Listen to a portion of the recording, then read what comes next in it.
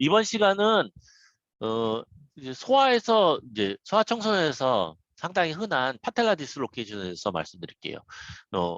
요 파텔라 디스로케이션은 이제 뭐 어큐트도 있고, 그리고 뭐 허비추얼이라든지 리커런트라든지 여러 가지 용어로 이제 쓰이기도 하죠.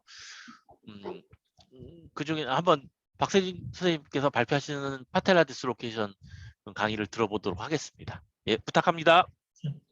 네, 안녕하십니까. 오늘 전공 필수교육 수학 파트 파텔라 디스로케이션 주제에 대해서 발표하는 3년차 박세진입니다.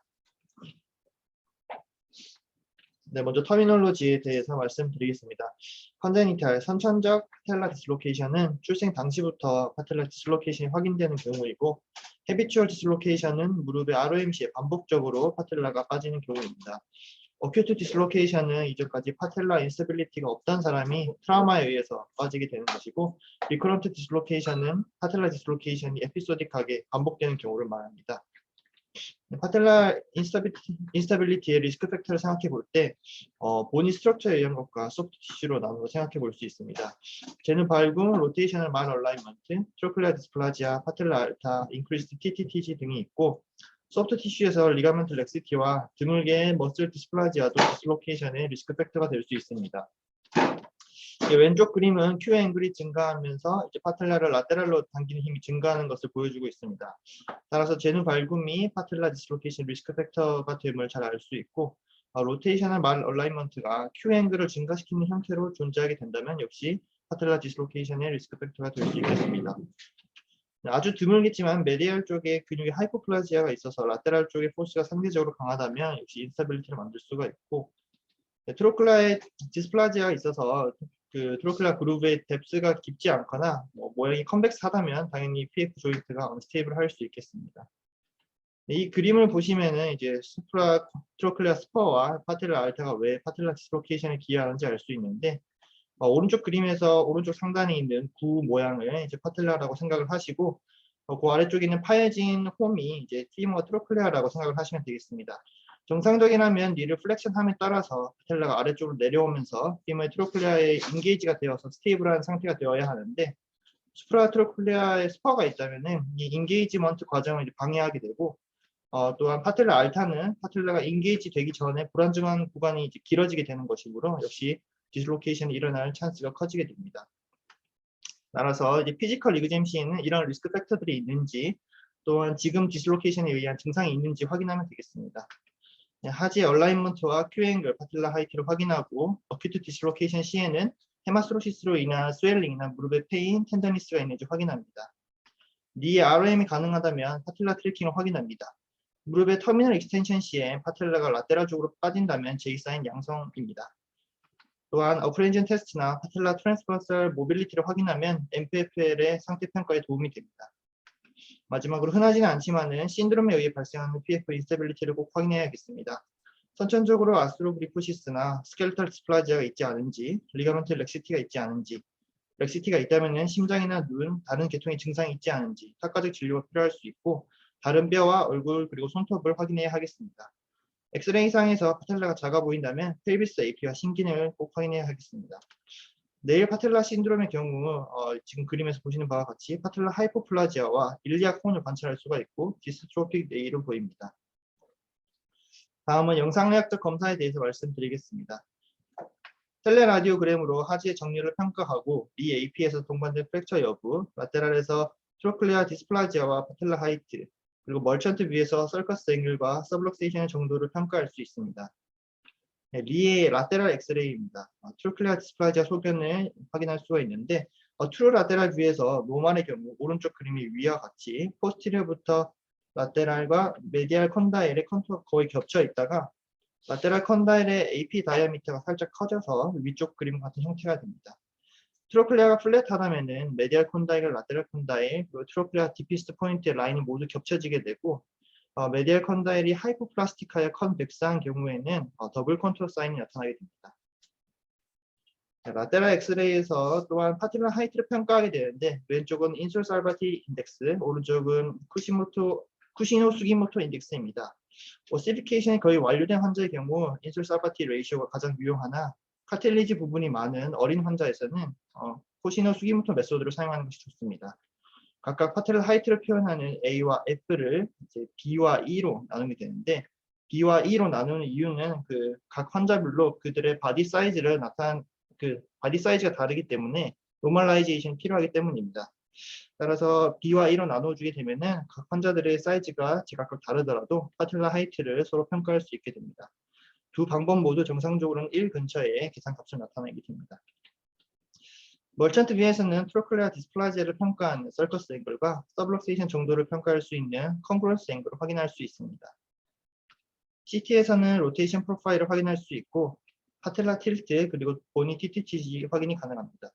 TTTG는 이제 트로클레아의 디피스 포인트와 TBR 튜버시티의 가운데 지점의 ML 디스턴스라고 생각을 하면 되는데 Q 앵글과 비슷한 의미를 지닌다고 생각하시면 되겠습니다. 재는 방법은 오른쪽에 이제 CT와 MRI 그림이 있는데 포스티리어 컨다일의 접선에서 CT에서는 트로클레아의 디피스 포인트 그리고 MR에서는 트로클레아가 이제 카틸리지로 처음 다 덮일 때 카틸리지의 디피스트 포인트를 지나는 수선을 긋고 TBR 쪽으로 이제 영상을 이동하여서 CT에서는 TBR 튜버시티의 가장 안테리어 부분, MR에서는 파텔라 텐더 인서션 사이트의 가운데 부분에서 수선을 그어가지고 두 수선 사이의 거리를 측정하면 TTTG가 됩니다. 성인의 경우 이제 20mm 이상이 패솔로지 밸류입니다. 네, MR에서는 앞서 말한 TTTG 외에도 메디아 스테빌라이저 평가를 할 수 있고 오스테오콘드럴 리전을 확인하거나 헤마스로시스 등을 확인할 수 있습니다. 왼쪽 위에 A는 이제 MPFL의 인텍트한 모습을 보여주고 있고 B는 파셜 테어, C는 컴플리트 테어, 그리고 D에서는 MPFL 외에 다른 메디아 스테빌라이저도 함께 손상받은 모습입니다. 파텔라 트랜지트 디스로케이션을 리덕션이 되면서 왼쪽 위에 그림을 보시면은 그 피머의 라셀 컨다일 쪽에도 이제 본 에데마가 보이고 있고 그 옆에는 헤마스로시스가 차 있는 모습, 그리고 오른쪽 위에는 파라파텔라 오시피케이션이 만들어져 있는 모습, 왼쪽 아래에는 이제 콘드럴 리전이 파셜 티크니스로, 그리고 오른쪽 아래에는 그 콘드럴 리전이 풀 티크니스로 있는 사진입니다. 네, 그래서 평가할 수 있는 각 지표들의 이상값 기준은 다음과 같고 잘 숙지하고 계시면 도움이 되겠습니다. 다음은 매니지먼트에 대해서 말씀드리겠습니다. 파텔라 디스로케이션은 퍼스트 이벤트 시에는 이제 왼쪽으로 가셔가지고 주로 이제 컨저버티브 트리트먼트를 하게 됩니다만은 컨트라 인디케이션이 있습니다. 오스테오콘드럴 프래그먼트가 있거나 MPFL의 오시우스 어벌전 혹은 메니스커스 테어가 동반되는 경우에는 서지컬 트리트먼트를 시행하여야 하겠습니다. 반대로 또 2회 이상의 디스로케이션이 되었을 때에는 처음부터 서지컬 트리트먼트를 고려하게 되는데 환자별로 인디비주얼라이제이션 하에서 환자별로 필요한 수술을 시행하게 되겠습니다. MPFL 인저리가 확인되면 MPFL 리컨을 고려해야 하고 본이 얼라이먼트 교정이 필요하면 어큐트하게 오스테오토미를 한다거나 아니면 그레주얼하게 컨트롤 브루스를 시행할 수도 있겠습니다. Q 앵글 혹은 TTTG가 증가되어 있거나 파텔라 알타가 있다면 디스탈 얼라이먼트를 고려하게 되는데 TBR 튜버러시티 오스테오토미는 스켈레탈하게 임모추얼한 그로스플레이터가 열려있는 환자에서는 쓸 수 없습니다. 따라서 그라몬트 프로시저나 룩스 골드웨이 같은 술기를 고려하게 됩니다. 시비어 트로클레아 디스플라지가 있는 경우에는 아주 드물게 트로클레오 플라스티를 시도하는 경우도 있지만 일반적으로는 컴플리케이션이 많아서 추천되지 않는 술기입니다. 말씀드린 수술적 치료법 중에 요즘 가장 중요하게 생각하고 있는 MPFL 리컨에 대해서 추가 설명드리고 발표를 마무리하도록 하겠습니다. 소아 파텔라 디스로케이션에서 퍼스트 이벤트를 겪은 환자 다수에서 문헌에 따라 90%까지 환자들이 MPFL 인저리가 있다고 보고되고 있습니다. 현재까지 보고된 MPFL 리컨 후의 결과들도 좋은 편으로 서지컬 트리트먼트 중에 중요한 선택지로 평가되고 있습니다. MPFL 리컨 시에는 그라프트를 아이소메트릭 포인트에 잘 위치시키는 것이 중요합니다. 만약에 그러지 못하고 이렇게 한쪽으로 이센트릭하게 치우쳐져 리컨을 한다면은 RMC에 무리한 텐션이 가해져서 그라프트에 손상이 갈 수가 있습니다. 그래서 아이소메트릭 포인트를 정하는 방법은 주로 이 쇼트 포인트를 찾아서 하게 되는데 블루맨 사트 라인과 피머의 포스처 콜텍스 라인이 만나는 점에서 미디얼 피머럴 콘달 라인과 평행선을 긋고 그 선과 MFC 라인, PFC 라인 사이가 쇼트 포인트입니다. 이렇게 아이소메트릭 포인트를 잘 찾았다고 하더라도 이제 소아에서는 한 가지 문제점이 더 있습니다. 네, 다음 수술 중에서 인트로피의 쇼트 포인트를 찾은 모습입니다. 이 상황에서 바로 이제 드릴링을 하고 싶지만은 입체적으로 AP를 다시 생각해 보면은 그 그로스 플레이트가 언듈런트하게 이제 존재하고 있기 때문에 수직으로 꽂으면은 이렇게 그로스 플레이트에 인저리를 주게 됩니다. 이러한 상황에서 이 딜레마가 발생하게 되고 이에 대한 한 가지 해법으로 다음과 같은 방법이 있습니다. 이렇게 스크류를 박는 게 아니고 이렇게 크로스 플레이트를 피해서 오블리크하게 스크류를 박아주는 방법이 있습니다. 직접 수술해서 이렇게 오블리크하게 그 수술을 시행하였고 판시스의 인절이 없이 잘 수술을 마무리할 수 있었습니다. 오늘 준비한 발표 여기까지입니다. 감사합니다. 아주 깔끔하게 발표 잘해 주셨습니다. 저기 아까 서지컬 트리트먼트를 고려해야 될 그런 수치들이 보여주는 슬라이드 한번 보여주실래요?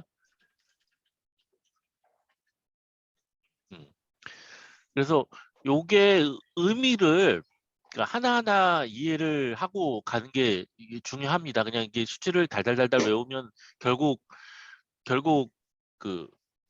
써먹지를 못해. 임상에서는 우리가 뭐 시험 보려고 이거 하는 건 아니고 배우는 건 아니고 우리가 환자를 치료하려고 하는 거니까요. 그래서 이 수치라는 것도 뭐 이게 대략적인 그 가이드라인이라고 생각을 하시면 돼요. 그래서 뭐 Q앵글이 20도 이상일 때 아무래도 리얼라이먼트를 본의 리얼라이먼트를 이제 생각을 해야 돼. 20도라는 게 제노 발굼이 심하다는 얘기잖아요.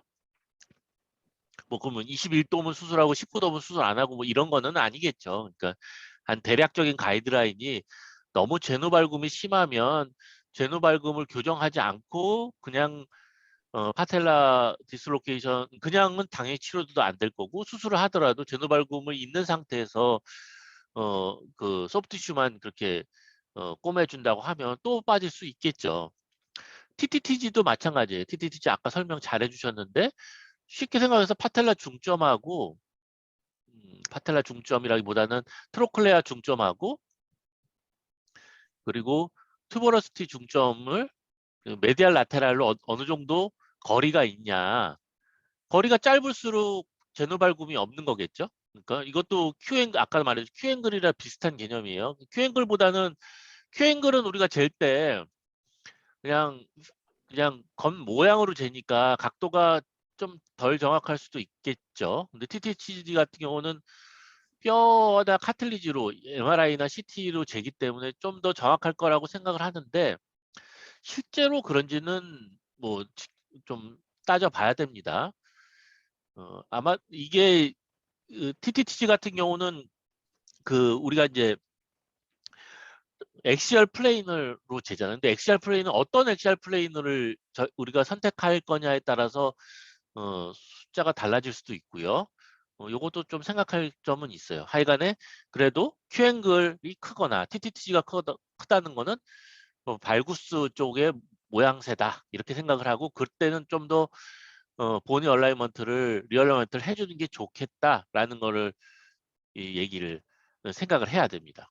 파텔라 올타가 있으면 당연히 이게 위에 올라가 있으니까 그루브에 안 들어가 있으니까 디슬로케이션 될 가능성이 많을 거고 설코스 앵글, 콩그런스 앵글, 파텔라 틸트는 그루브 안의 상태겠죠. 파텔라의 모양 상태니까 어, 뭐 이렇게 이거에 대해서 뭐 이렇게 해야 된다 이렇게 생각을 해봐야 되겠다 이렇게 얘기를 할 수가 있겠죠. 근데 그렇다고 해서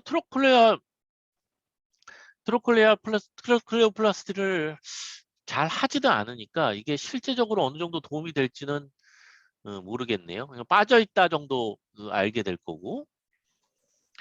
예, 그래서 요거는 한번 하나하나 숫자를 맞춰보시고 앵글의 의미를 조금씩 생각을 해보세요. 예, 오케이. 좋습니다. 오늘 요 발표 수고하셨습니다. 네, 감사합니다. 네.